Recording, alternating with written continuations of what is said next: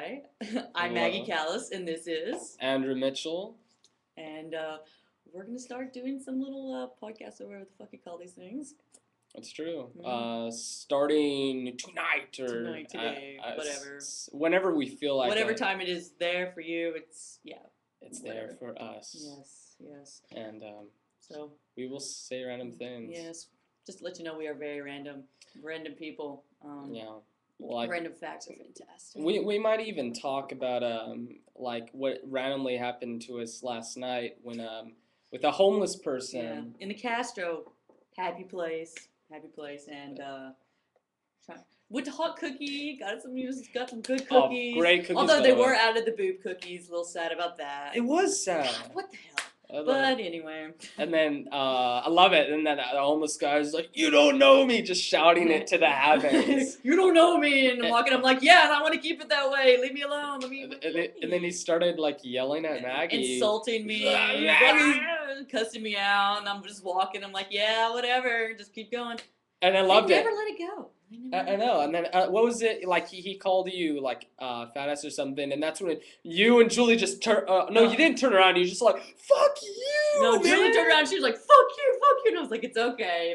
If we hit him, we're going to jail and not him. So it doesn't do any good. Well, if you had a coffee, you could have totally been like, bloop, onto his face. Well, faster. You know. It's not worth it. It's not worth it. It's not. There's some angry.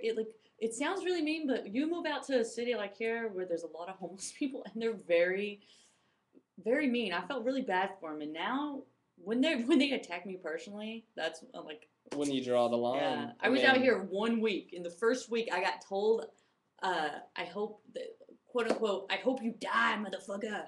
I hope you die. The first week I was here. I remember that. You were on the phone, right? I was on the phone with my girlfriend at the time and waiting on a bus to go to school. And he's like, hey, you have any change? And I'm like, sorry, man, I don't.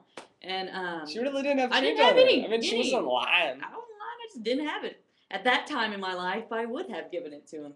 But then he told me he died, that he hoped I'd die. And so I was like, we all like, we're just astounded, jaw dropped. And as he walked down the street, continuing to cuss me out.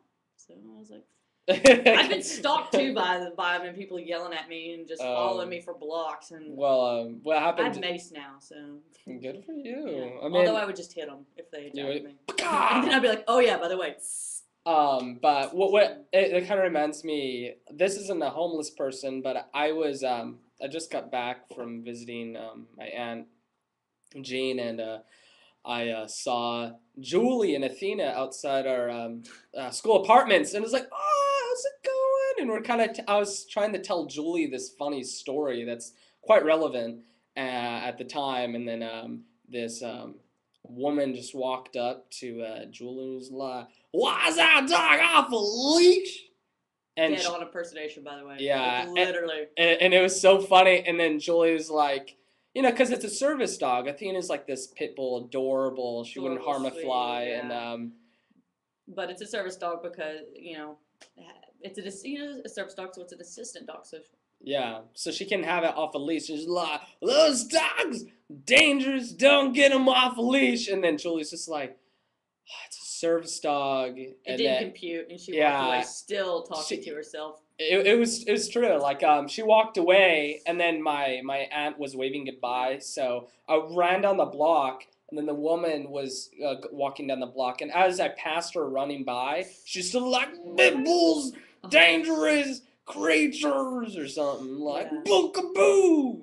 I'm diving into Bill Cosby territory. I don't mean to. She did sound like that. Yeah, it was a pretty good impersonation, I have to admit.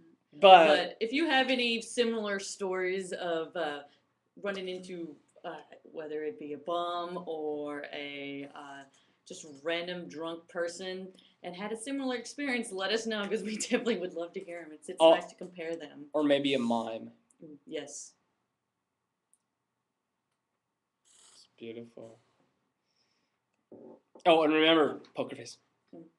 I always do that when I hear Poker Face, and they didn't play it really a lot at the bar. Played it once last night, but I totally forgot. I was like, oh my god, they played it! That's not made my Poker Face dance. Like if I get buzzed enough, I'll just be like, well, we're gonna sign off. And we're gonna go listen to Poker Face. So. Poker Face, do do do do do do do do. All right.